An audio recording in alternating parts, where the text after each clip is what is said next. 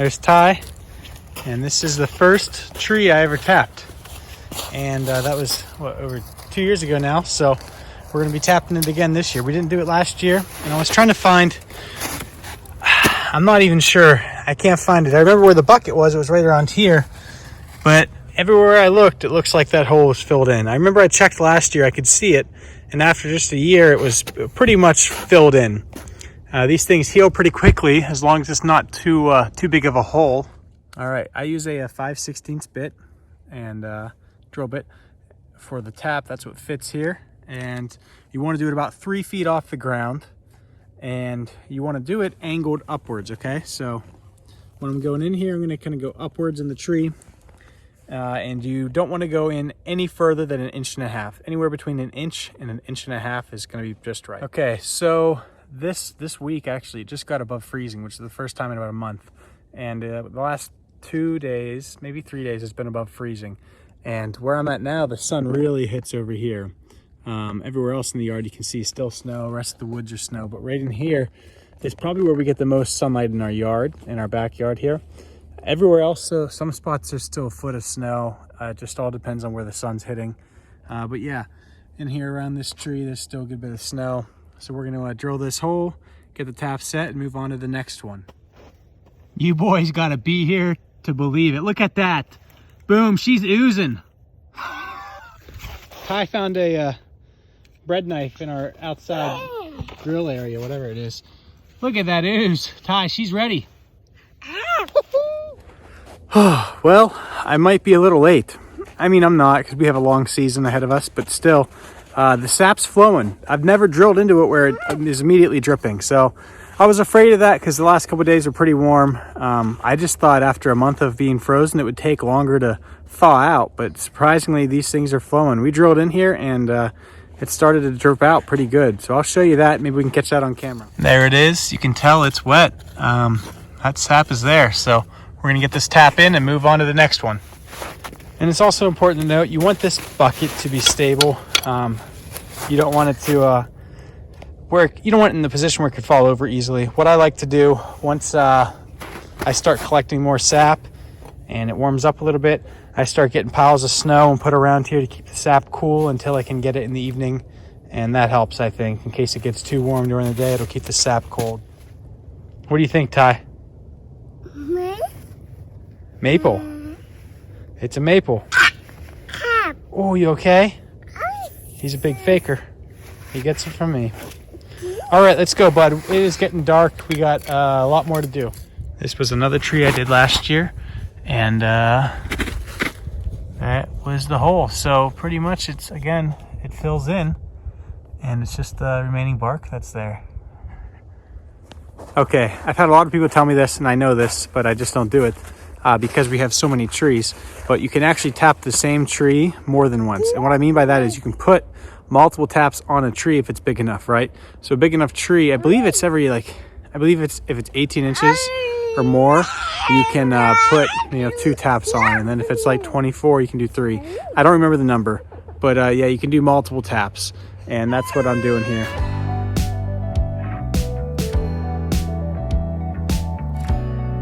All right, it's the next day, and actually it's 2 days from when we first tapped. Yesterday, just didn't have the time to get out.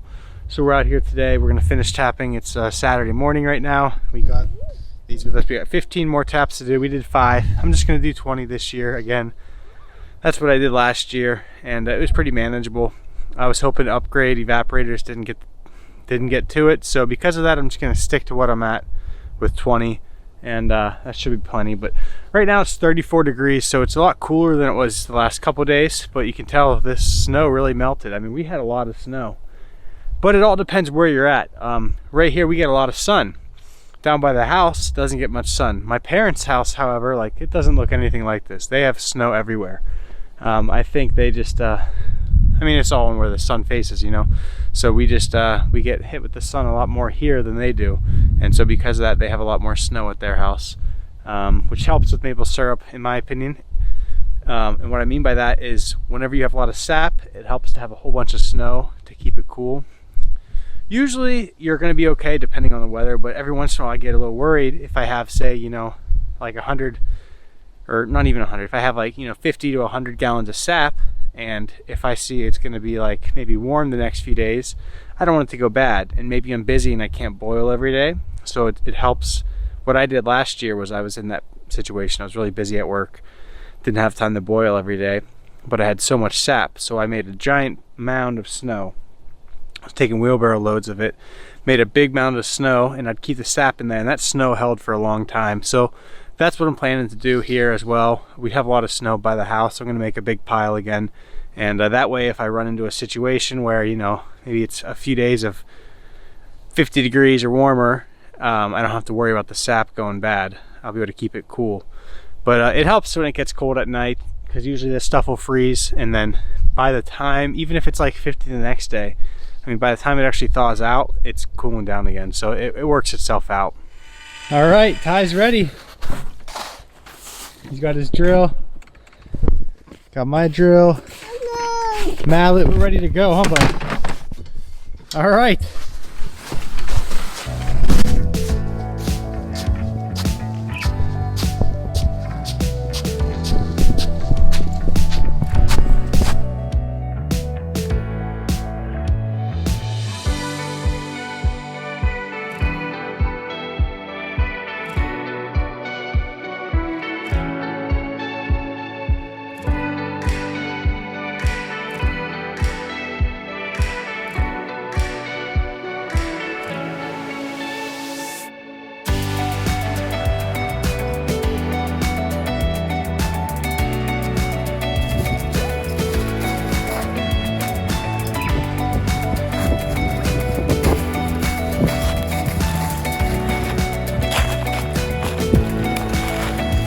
Go ahead.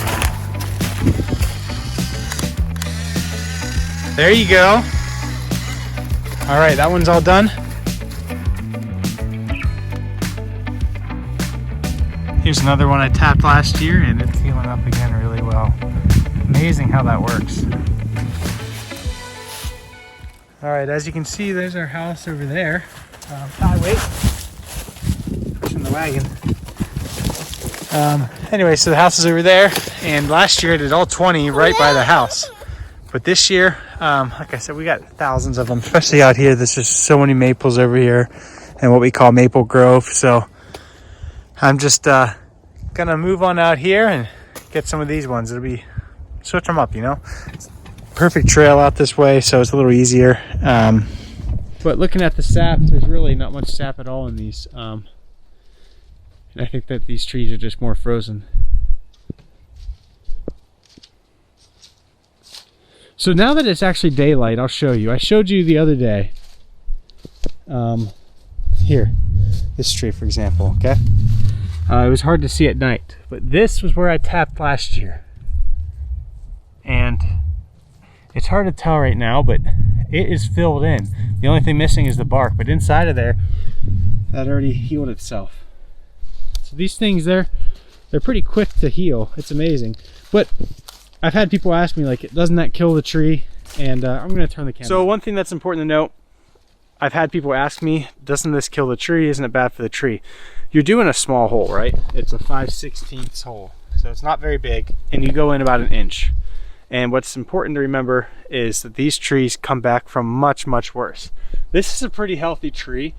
You can tell whenever the canopy's there, it's a healthy maple, but it's been through quite a bit. As you can see right here, it's a large limb that had broken off at some point, really large. And the tree obviously healed from that, and that was a while ago, but the tree healed from it. It'll heal from this little hole, and as we saw on the last tree, how quickly it patches in just 1 year. And so I think that's important to understand, that it's going to heal very quickly in these little holes that we're putting into it. They come back pretty quick. And some people, I've never actually done the same tree 2 years in a row until this year. I'm doing the same trees. And they say as long as it's, big enough tree, healthy, it'll be fine. And the way I know that too is these really large, like, commercial operations people have. They're doing thousands of trees, but they're doing the same trees every year, and those trees are fine. Like there's maple syrup people that have done this generation after generation after generation, and you know, their property's fine. They're not killing those trees. These trees, as long as it's a big enough tree, you know, they say at least like 10 inches. I do everything much bigger than that, as you can tell. But as long as it's big enough and it's healthy, you don't want to do it to a tree that's already struggling. If it's those things, it's going to be fine. And so far I haven't seen any issues. As you saw, the tree heals itself pretty quickly. All right. One thing to keep in mind when doing this, it's not for everyone. And why I say that is because you have to do this in all weather, right? You got to collect your sap as often as you can, rain or snow. But probably the worst part of it is the mud. And it is muddy this time of year.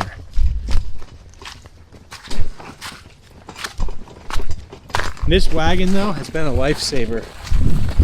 Because normally I'm just carrying all this by hand, and you're slipping and falling, and it's no fun. Okay, so what I'm planning to do is park in the cart, going up to each tree. I got the drill. I'm gonna just drill the holes. So maybe I'll do like 5 at a time, and then I'll go grab the buckets.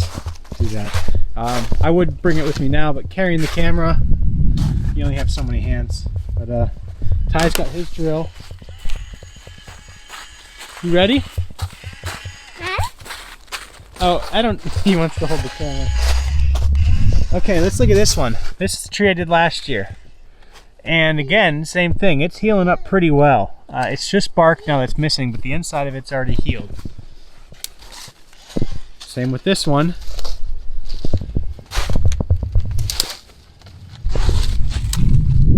Here's the hole.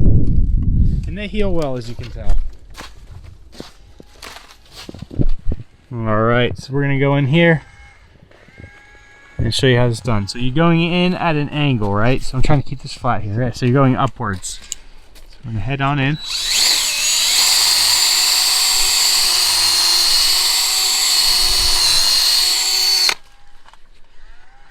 I hope I didn't miss that. And there it is. Nice, clean. And nothing's coming out now because I think they're still frozen from last night.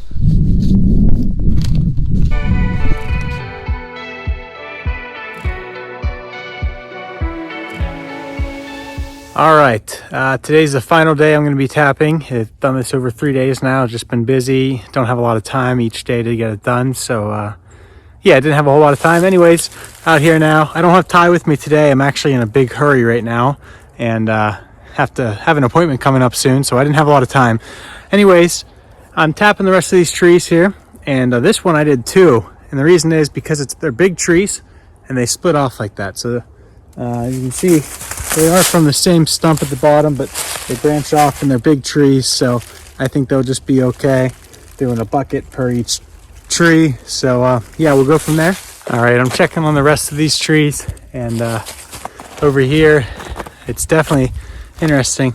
The ground is rock hard over here still, whereas behind the house it's mud, and that's because it's about 36 degrees. But over here it's still frozen, and these trees, they have been tapped for about 3 days, and there is no sap yet on these ones, whereas behind the house there's some sap.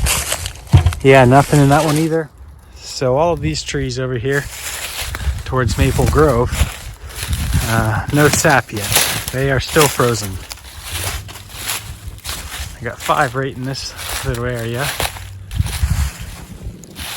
That's Maple Grove, where it's just pretty much all maples. It's beautiful. So I got 1, 2 on this tree, 3, 4. Here's the 5th one up here. You can tell from the sound of the ground, it's frozen. And when I get over there, you'll hear it's not frozen. It's very muddy. This was something that was turned over, probably from deer, but man, that's interesting. You see that this here was completely turned over, and it's really interesting. This piece of dirt, soil, just how frozen it is. Some really cool looking ice.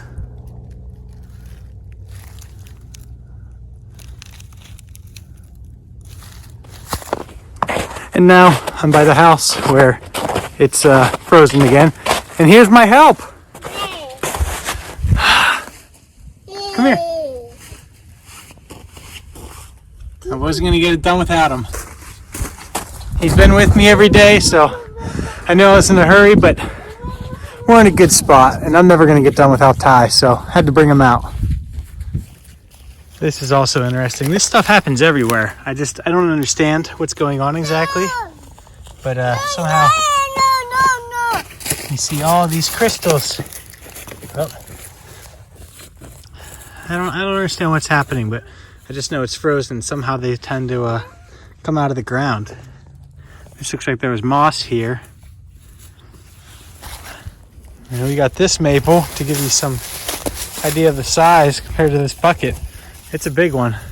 And got a lot of trees coming off this thing, but I'm just gonna do one here somewhere in this part of the tree. So these lighter colored ones, they are 4 feet. The first ones you saw me doing at the beginning of this video are all 3 feet, the darker colored ones. 3 feet should be plenty because you're only going 3 feet off the ground. But I like the 4 foot ones for reasons like this. Like I don't really want to put this here because it's on a hill that could tip over easier. So the reach helps a lot with the 4 foot ones to keep the bucket. There's flatter ground here, works out better. So that's why I like having some 4 foot ones. So I try to save the 3 foot ones, or I try to save the 4 foot ones for trees like this. Ty's telling me to be quiet. All right, guys. Well, that's it for today. Thanks for watching. If you have any questions, comments, feedback, any of that, please leave it below. I'd love to hear from you, and I'd like to answer them or open to any feedback. I know there's a lot of things I could do differently. So please share that with me. I'd appreciate it. And yeah, all the trees are tapped. It took 3 days, but we had fun, and that was the most important part. Ty, did you have fun? Doesn't seem impressed. Well, I'm gonna go pull him around in this wagon, and we're gonna get inside for dinner.